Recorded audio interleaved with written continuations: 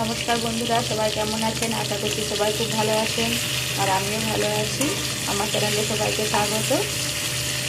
আজ আমি বানাচ্ছি রুই মাছ দিয়ে ঝোল, তার সাথে দেব পেঁয়াজ কলি, শীতের সবজি পেঁয়াজ কলি, তাতে মাছ দিয়ে ঝোল করলে খুব ভালো লাগে। আজকে আমি সেটাই বানাতে চলেছি। আজকে আমি বানাচ্ছি পেঁয়াজ কলি দিয়ে রুই মাছের ঝোল। আমার মাছ এখানে ভাজা হয়ে গিয়েছে, তো মাছটাকে আমি এখন নামিয়ে নেব। দুটো শুকনো লঙ্কা দিয়ে দিলাম, আর দিয়ে দিলাম গোটা জিরে, দিয়ে দেবো কেটে রাখা আলু, সব কিছুকে নেড়ে নেব।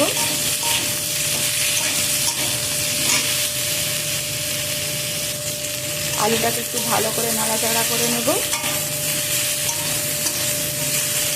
এখন এর মধ্যে আমি দিয়ে দেব পেঁয়াজ কলি।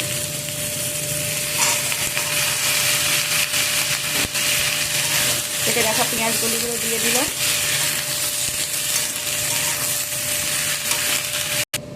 এখানে মশলাতে দেওয়ার জন্য আমি নিয়েছি আদা, জিরা আর একটুখানি সাদা সরষে। এগুলো আমি বেটে নেব। এখন এর মধ্যে আমি দিয়ে দেবো একটা টমেটো, দিয়ে সব কিছুকে ভালো করে নেড়ে নেব।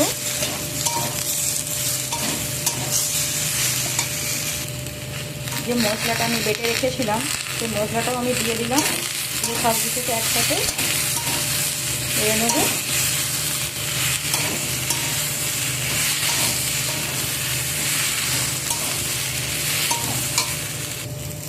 আর এর মধ্যে এখন দিয়ে দেবো আমি পরিমাণ মতো লবণ, হলুদ গুঁড়ো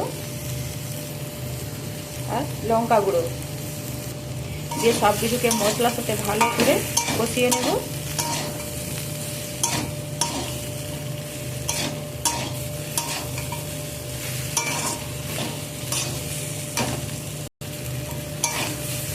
আমার এখানে ভালো করে কষানো হয়ে গেছে, আমি এখন এর মধ্যে দিয়ে দেব জল।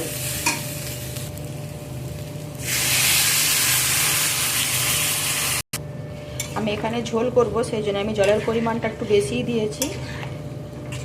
আপনারা যে যেরকম ঝোল খেতে পছন্দ করেন সে সেরকম পরিমাণে জল দেবেন। এবার এটা আমি ফুটে যাওয়া পর্যন্ত অপেক্ষা করব, যাতে আলুগুলো সেদ্ধ হয়ে যায়। এখানে ঝোল আমার ফুটে উঠেছে। এর মধ্যে আমি এখানে দিয়ে দেবো 3-4টা চেরা কাঁচা লঙ্কা। কাঁচা লঙ্কাগুলো ঝোলে খেতে খুব ভালো লাগে, অবশ্যই দেবেন।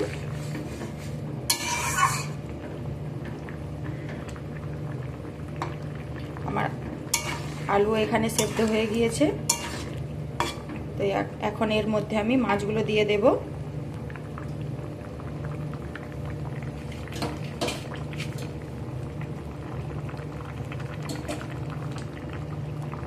ভেজে রাখা মাছগুলো দিয়ে দিলাম। এখানে আমি মাছগুলো দিয়ে দিয়েছি, এখনো আমি 2 মিনিট ফুটিয়ে নেব। এখানে মাছের ঝোল আমার কমপ্লিট। মাছের ঝোলটাকে আমি এখন নামিয়ে নেব।